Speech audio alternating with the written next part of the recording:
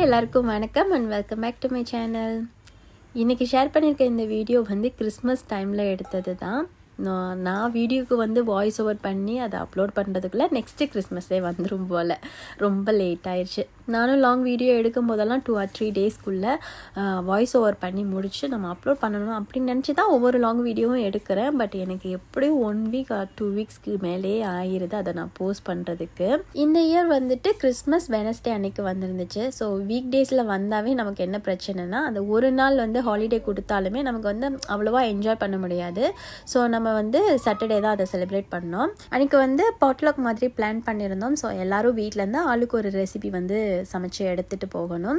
So எங்கே celebrate பண்ணியிருந்தோம் அப்படின்னா, என்னோட சின்ன அக்கா வீட்டில், ஹஸ்பண்டோட சின்ன தங்கச்சி வீட்டில். ஸோ அங்கே தான் வந்து செலிப்ரேட் பண்ணியிருந்தோம். ஈவினிங் போல் தான் வந்து செலிப்ரேஷனாக. ஸோ கேம்ஸ் இதெல்லாம் வந்து அவங்க அரேஞ்ச் பண்ணியிருந்தாங்க.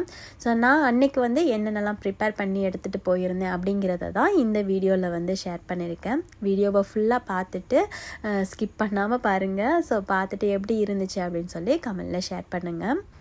யார் யார் என்னென்ன சமைச்சு எடுத்துகிட்டு போகிறோம் அப்படிங்கிறத நம்ம 1 week முன்னாடியே வந்து பிளான் பண்ணி வச்சாச்சு. நான் வந்து மட்டன் பிரியாணியும் தந்தூரி சிக்கன் தான் வந்துட்டு ரெடி பண்ணியிருந்தேன். நம்ம ஈவினிங் தானே ரெடி கொண்டு போக போகிறோம். ஸோ எனக்கு வந்து டைம் நல்லாவே இருந்துச்சு. காலையில் பிரேக்ஃபாஸ்ட்லாம் ரிலாக்ஸாக இருந்துச்சு சாப்பிட்டுட்டு. அன்றைக்கி வீக்கெண்ட்ஸ் வேறையா. ஸோ குட்டீஸ் 2 பேருமே இருப்பாங்க.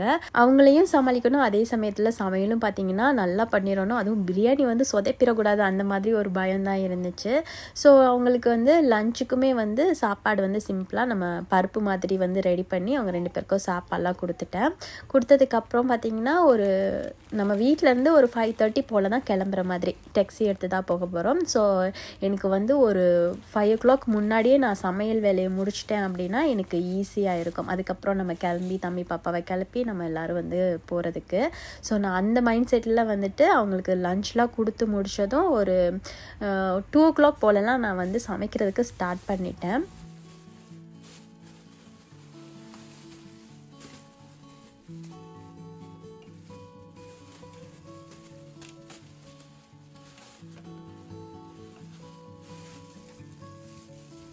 அன்றைக்கி வந்து ஹஸ்பண்டுக்கு ஒர்க் இருந்துச்சுன்னு சொல்லி வேலைக்கு போயிட்டாங்க. அவங்க வேலை முடிச்சுட்டு அப்படியே வந்துட்டு அக்கா வீட்டுக்கு வந்துடுவாங்க. ஸோ எனக்கு வந்து நம்ம வீட்டு பக்கத்தில் மார்க்கெட்டில் உள்ள மட்டன் ஷாப்பும் வேறு க்ளோஸ் பண்ணிட்டாங்களா. ஸோ நம்ம வந்து மட்டன் வாங்கணும் அப்படின்னா தேக்கா தான் போகணும். ஸோ நாங்கள் அதனாலே வந்து முதல் நாள் ஃப்ரைடே அன்றைக்கி ஹஸ்பண்ட் வீட்டில் இருந்ததுனால அவங்க அன்றைக்கே போய் மட்டன்லாம் வாங்கிட்டு வந்து ஃப்ரீசரில் வச்சுட்டோம். சிக்கன் மட்டும் காலையில் வந்துட்டு நம்ம பக்கத்தில் இருக்க பிளாஸா போய் என்டியூஸ்லேருந்து ஃப்ரெஷ்ஷாக வாங்கிட்டு வந்துடலாம் அப்படின்னு சொல்லிட்டு ஃபுல் சிக்கன் 2 வந்து வாங்கிட்டு வந்திருந்தேன். அங்கேயே கட் பண்ணி தர சொன்னால் தருவாங்க. நானுமே கட் பண்ணி தான் வாங்கிட்டு வந்திருந்தேன். ஆனால் நான் என்ன நினச்சேன் அப்படின்னா, ஒரு வேலை கொஞ்சம் 16 பீஸஸாக கட் பண்ண சொல்லிட்டேன்னா ரொம்ப சின்னதாக இருக்குமோ, தந்தூரிக்கு வந்து அவ்வளோவா நல்லா இருக்காதோ அப்படின்னு சொல்லிட்டு நான் வந்துட்டு அங்கே இருந்த ஆப்ஷனில் வந்துட்டு 6 பீசஸ் வந்துட்டு சூஸ் பண்ணியிருந்தேன். ஸோ அது வீட்டுக்கு வந்து ஓப்பன் பண்ணி பார்த்தா ரொம்ப பெருசாக இருந்துச்சு. ஸோ அப்போ மறுபடியும் எனக்கு இன்னொரு எக்ஸ்ட்ரா ஒரு வேலை மாதிரி நான் திருப்பி அதை வந்து தந்தூரிக்கு வந்து ஏற்ற மாதிரி பீசஸ் போட்டுட்டு அந்த ஸ்கின்லாம் ரிமூவ் பண்ணிவிட்டு சிக்கன் பிரெஸ்ட்டில் உள்ள அந்த சதையாக உள்ளது, அதுக்கப்புறம் வந்து அந்த நெஞ்சு பகுதியில் இருக்கிற ரொம்ப எலும்பாக இருக்கும்ல, ஸோ அதெல்லாம் எடுத்து வச்சுட்டேன். ஏன் அப்படின்னா தந்தூரிக்கு வந்துட்டு அந்த ரொம்ப சதையாக இருக்கிற பீசஸ்லாம் அந்த அளவுக்கு நல்லா இருக்காது. ஸோ ரொம்ப சக்கையாக இருக்கிற மாதிரி இருக்கும். ஸோ அது வச்சுருந்தோன்னா கூட நம்ம வீட்டில் வந்து பாஸ்தா ரெடி பண்ணும்போதோ இல்லை வந்துட்டு வெஜிடபிள்ஸ் வந்துட்டு ரெடி பண்ணும்போது அதில் ஆட் பண்ணி சாப்பிட்டுக்கலாம் அப்படின்னு சொல்லிட்டு அது தனியாக எடுத்து வச்சுட்டேன். மற்ற பீசஸ்லாம் வந்துட்டு தந்தூரிக்காக வந்து மசாலா மேரினேட் பண்ணி வச்சாச்சு.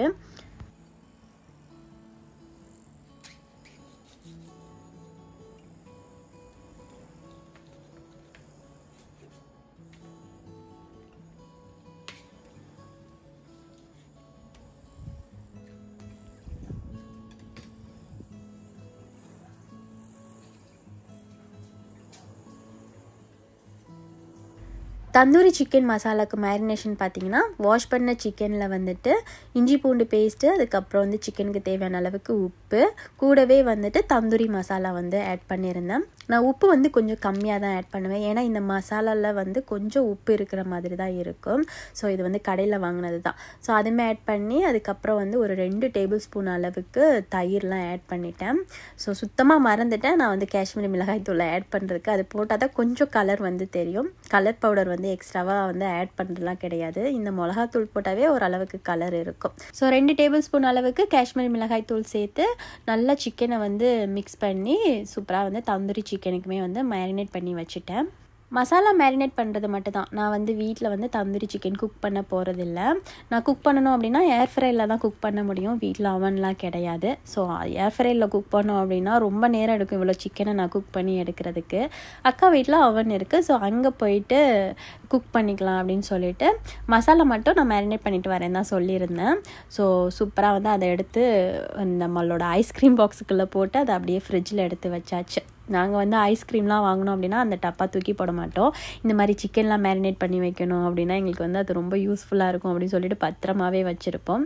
எங்கள் வீட்டு ஃப்ரீசர்லாம் ஓப்பன் பண்ணோம் அப்படின்னா ஐஸ்கிரீம் டப்பா இருந்துச்சுன்னா ரொம்ப ஹாப்பியாலாம் இருக்கக்கூடாது. அதை ஓப்பன் பண்ணி பார்த்துட்டு ஐஸ்கிரீம் தானான்னு செக் பண்ணிட்டு தான் ஹாப்பியாகவே ஆகணும். ஒரு தடவை இப்படி தான் அண்ணன் வீட்டுக்கு வந்திருக்கும் போது இந்த 3 ஃப்ளேவர்ஸ் அந்த டப்பாவில் தான் சிக்கன் விங்ஸ் வந்து ஸ்டோர் பண்ணி வச்சுருந்தேன். அவங்க ஐஸ்கிரீம் நினச்சிட்டு ஓப்பன் பண்ணி பார்த்தா உள்ள சிக்கன் விங்ஸு கொஞ்சம் ஷாக் ஆகிட்டாங்க.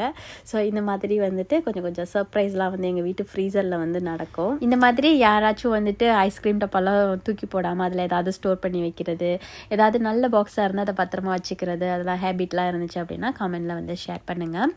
தந்தூரி மசாலாவை மேரினேட் பண்ணி அதை அப்படியே ஃப்ரிட்ஜில் வச்சுட்டு அப்புறம் வந்துட்டு அண்ணன் வந்து வெஜிடேரியன். ஸோ அவங்களுக்கு வந்து மோக் மட்டன் தான் வந்து ரெடி பண்ணியிருந்தேன். அண்ணன் நான்வெஜ் சாப்பிட மாட்டாங்க அப்படிலாம் கிடையாது. இப்போ விரதமாக இருக்காங்க. ஸோ நான்வெஜ் வந்து சாப்பிட மாட்டாங்க. ஸோ அவங்களுக்கு வந்து கொஞ்சம் வெஜிடபிள் பிரியாணி மாதிரி ரெடி பண்ணிவிட்டு அப்புறம் மரக்கறி இறைச்சி வந்து வாங்கிட்டு வந்திருந்தேன். ஸோ அதுதான் வந்து ஒரு மசாலா மாதிரி ரெடி பண்ணிக்கலாம், பிரியாணிக்கும் சேர்த்து சாப்பிட்ற மாதிரி இருக்கும் அப்படின்னு சொல்லிட்டு அவங்களுக்கு கொஞ்சம் கிரேவி மாதிரி வந்து ரெடி பண்ண ஆரம்பிச்சாச்சு. ஆக்சுவலாக அண்ணன் வந்துட்டு சடனாக தான் பிளான் பண்ணாங்க. இந்த மாதிரி நான் விரதமாக இருக்கேன், நான்வெஜ் வந்து சாப்பிட மாட்டேன் அப்படின்னு சொல்லிட்டு. சரி எனக்காக வந்து நீங்கள் எக்ஸ்ட்ராவாக எதுவும் சமைக்க வேணாம், நான் வந்து ரூமில் இருக்கேன், நீங்கள் வேணால் போய் செலிப்ரேட் பண்ணுங்க அப்படின்னு சொன்னாங்க. அதெல்லாம் முடியாது, நீங்கள் வேலை முடிச்சு அப்படியே அக்கா வீட்டுக்கு வாங்க, நான் உங்களுக்கு ஏதாவது வெஜிடபிளில் வந்துட்டு ரெடி பண்ணி கொண்டு வரேன் அப்படின்னு சொல்லியிருந்தேன். எனக்கு வந்துட்டு நம்ம எல்லாருமே மட்டன் பிரியாணி மாதிரி சாப்பிட போகிறோம். ஸோ அவங்களுக்குமே வந்து வெஜிடபிள்ஸ்லாம் போட்டு பிரியாணி மாதிரி ரெடி பண்ணலாம் அப்படின்னு சொல்லிட்டு சரி ஏதாவது ஒரு கிரேவிக்கு மாதிரி அப்படின்னு சொல்லி தான் இன்றைக்கி காலையில் என்டிசி போகும்போது இந்த மரக்கறி இறைச்சியுமே வாங்கிட்டு வந்திருந்தேன். ஒரே ஒரு பேக்கெட் தான், ஏன்னா எல்லாருமே நான்வெஜ் சாப்பிட போகிறோம், அண்ணன் மட்டும் தானே. ஸோ அதனால் ஒரே ஒரு பேக்கெட் மட்டும்தான் மரக்கறி இறைச்சி வாங்கிட்டு வந்திருந்தேன். கிரேவிக்கு தேவையான வெங்காயம், தக்காளி, பச்சை மிளகாய் எல்லாமே கட் பண்ணி வச்சுட்டேன். எனக்கு வந்து கொஞ்சம் நிறைய கிரேவியாக வேணும் அப்படிங்கிறதுனால நான் பெரிய வெங்காயமே நல்லா வந்து பொடிசாக வந்து கட் பண்ணியிருந்தேன். அதுக்கப்புறம் தாச்சியில் எண்ணெய் ஊற்றி அந்த பட்டை, சோம்பு அதெல்லாமே ஆட் பண்ணிவிட்டு அது கூட வந்து நம்ம கட் பண்ணி வச்சுருக்க வெங்காயத்தை ஃபஸ்ட்டு ஆட் பண்ணி நல்லா வதக்கிக்கணும். வெங்காயம் நல்லா வதங்கினதுக்கப்புறம் பார்த்திங்கன்னா இஞ்சி பூண்டு பேஸ்ட்டு, தக்காளி, பச்சை மிளகாய், கருவேப்பிலை இது எல்லாமே வந்து ஆட் பண்ணிவிட்டு நல்லா வதங்கணும். ஸோ வதங்கினதுக்கப்புறம் மசாலாத்தூள் தான் நம்ம ஃபஸ்ட்டே ஆட் பண்ணணும். ஸோ மசாலாத்தூளில் நான் மெயினாக ஆட் பண்ணுறது வந்து காஷ்மீரி மிளகாய் தூளும், அம்மா வந்து எனக்கு வந்து குழம்பு மிளகாய் தூள் வந்து அரைச்சி கொடுத்து விடுவாங்க. ஸோ நான் அதுதான் எல்லா குழம்பு கிரேவிஸ் எல்லாத்துக்குமே வந்து ஆட் பண்ணுறது. ஸோ அந்த குழம்பு மிளகாய் தூளும் வந்து ஆட் பண்ணிவிட்டு அதுக்கப்புறம் தேவையான அளவுக்கு தண்ணி ஊற்றி அதை வந்து ஃபஸ்ட்டு மூடி போட்டு வச்சுட்டேன்.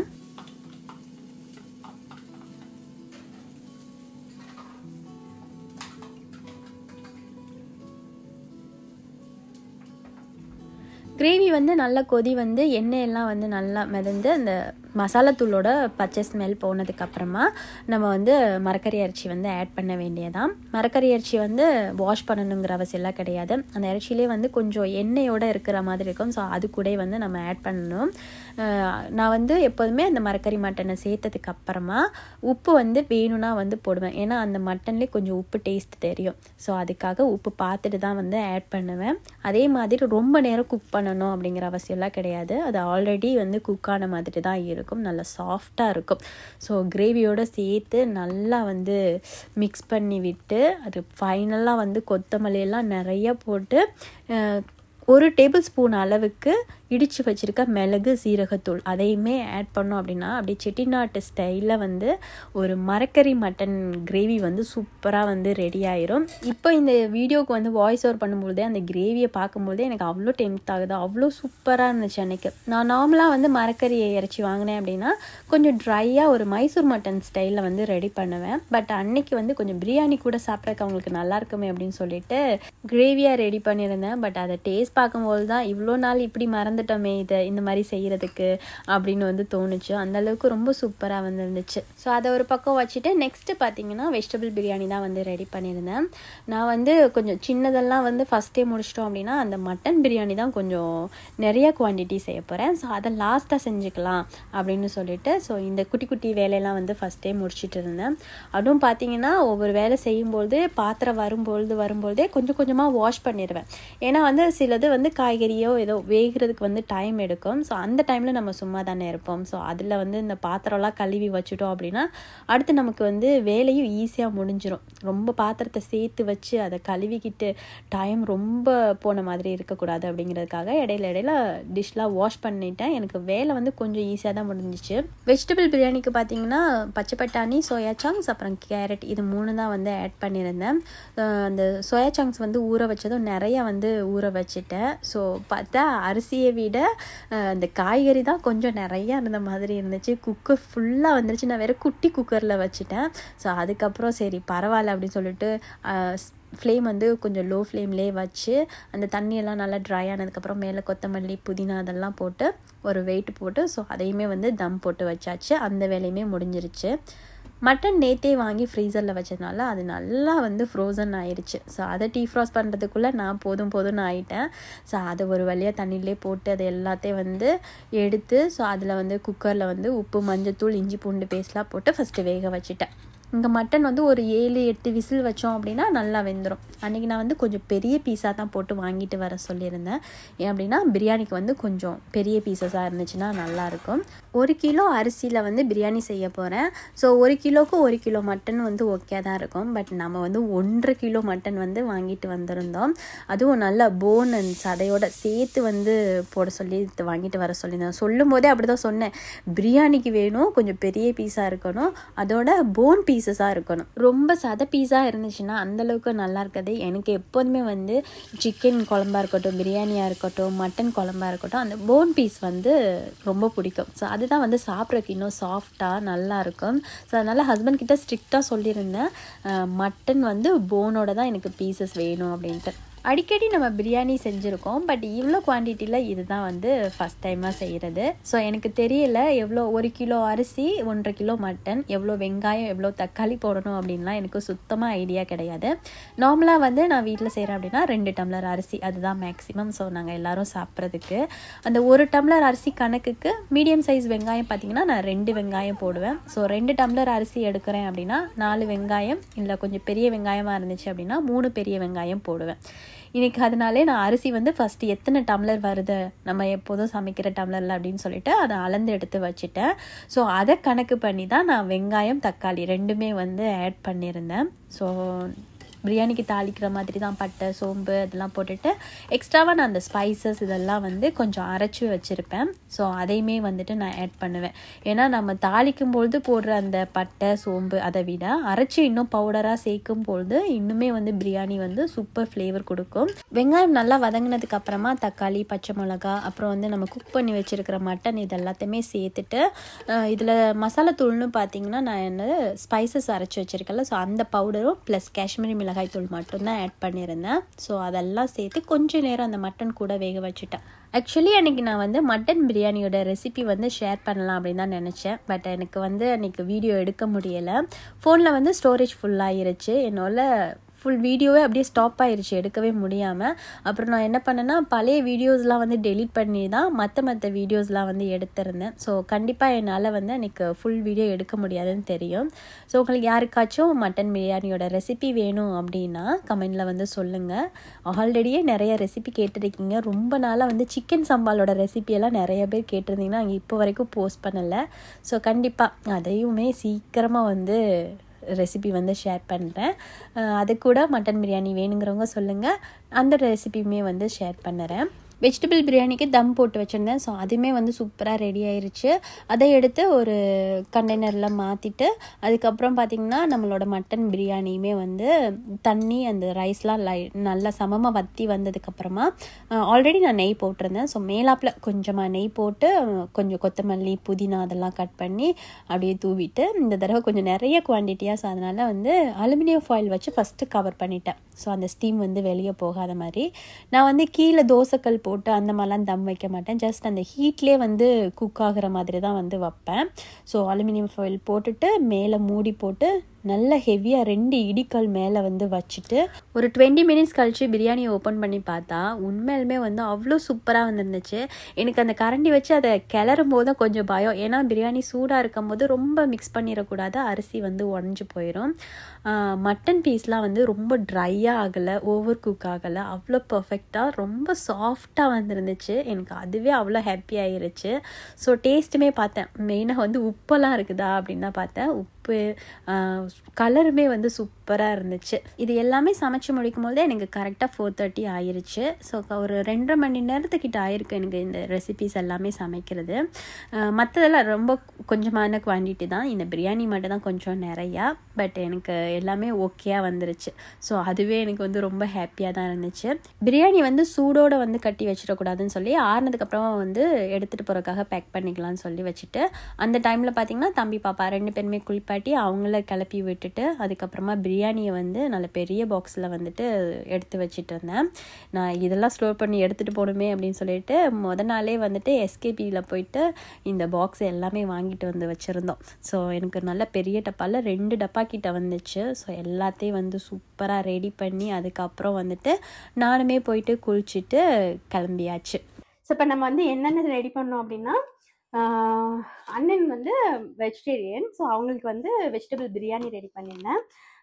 அப்புறம் வந்து நமக்கு வந்து மட்டன் பிரியாணி 2 ஃபுல் பாக்ஸ் வந்து போட்டு வச்சுருக்கோம். அப்புறம் வந்து இந்த மரக்கறி மட்டன், அதுக்கப்புறம் வந்து தந்தூரிக்காக வந்து மசாலா போட்டு வச்சுருக்கோம். ஸோ அது ஒன்று எடுத்தாச்சு.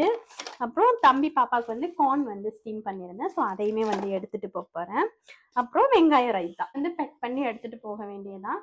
ஸோ அவ்வளோதான். இந்த வீடியோ பிடிச்சிருந்துச்சு அப்படின்னா மறக்காமல் லைக் பண்ணிடுங்க. நம்மளோட சேனலை ஃபஸ்ட் டைமாக பார்க்குறீங்க அப்படின்னா சப்ஸ்கிரைப் பண்ணி வச்சுக்கோங்க. இதே மாதிரி இன்னொரு vlogல பார்க்கலாம். அது வரைக்கும் பாய் அண்ட் தேங்க்ஸ் ஃபார் வாட்சிங்.